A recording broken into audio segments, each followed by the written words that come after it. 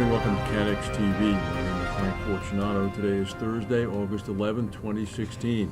If you want to follow us on Twitter, please go to CATEX TV.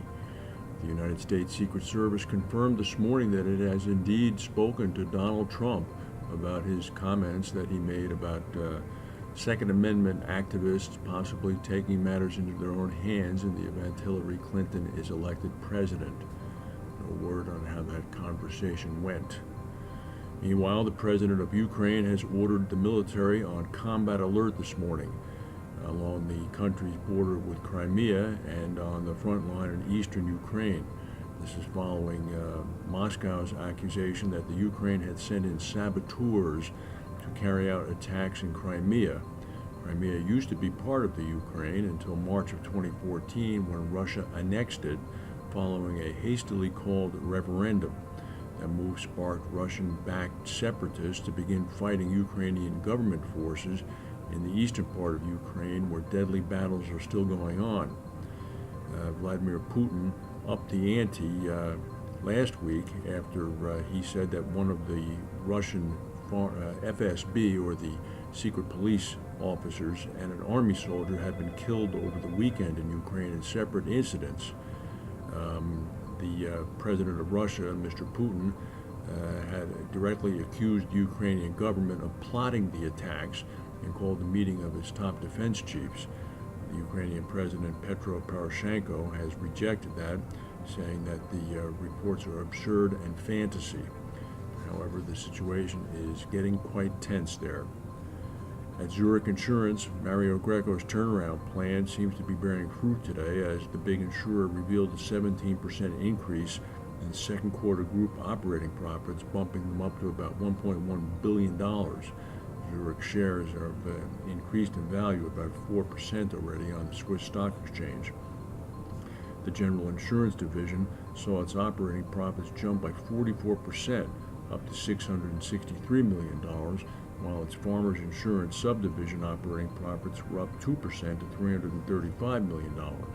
This was despite the fact that Zurich took a $200 million hit from large cat losses, including the Canadian wildfires, European storms, and Texas hailstorms.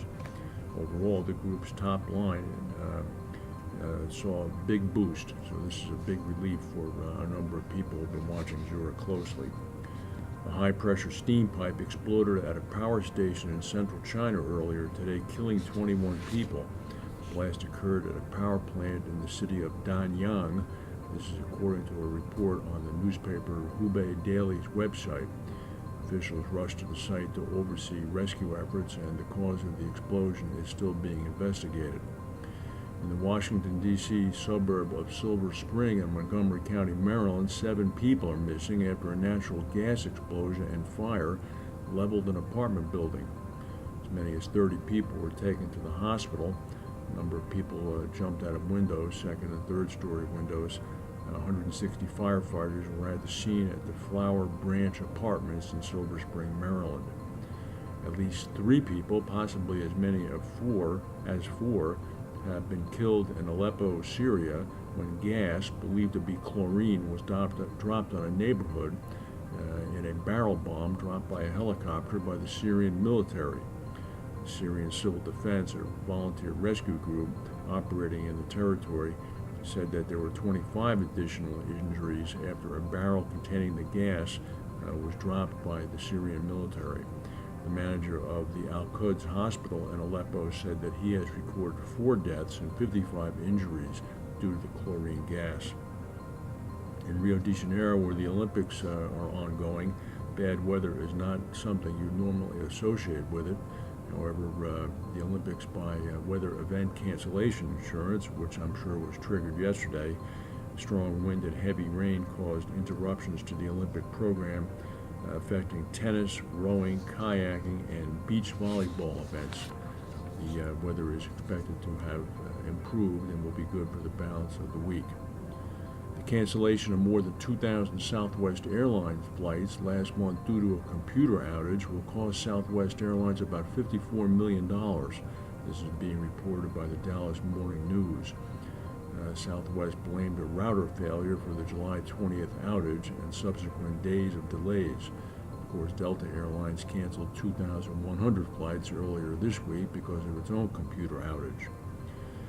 As our friend Stephen Worden at Newark Radio would say, there is an immutable law of the sea between seafarers, and that was proven once again today.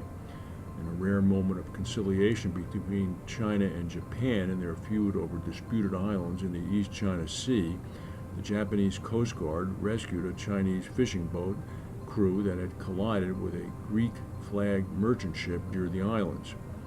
The Chinese crew members in their ship had collided with the 300-meter-long bulk carrier, An Angel Courage, about 65 kilometers off Utsuri Island in the Japanese-controlled island area known as Senkaku in Japanese. The Coast Guard ship, the cargo ship, I should say, issued a distress signal, and the Coast Guard dispatched a vessel and plane to the area. Tokyo informed Beijing of the incident, and the Chinese side, quote, expressed appreciation for the operation.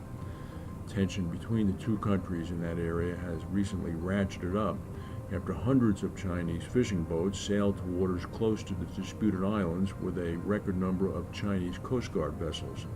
The Japanese foreign minister complained of the incursions. The Chinese ambassador to Tokyo said that the flotilla's presence was simply in response to a big catch of fish seen in the area and had nothing to do with any sovereignty claims. Nobody believes that. But kudos to the Japanese Coast Guard for rescuing the Chinese crew members. That's the news for today. If we have any breaking news, we'll come back and tell you. Thank you for watching, and we'll see you tomorrow.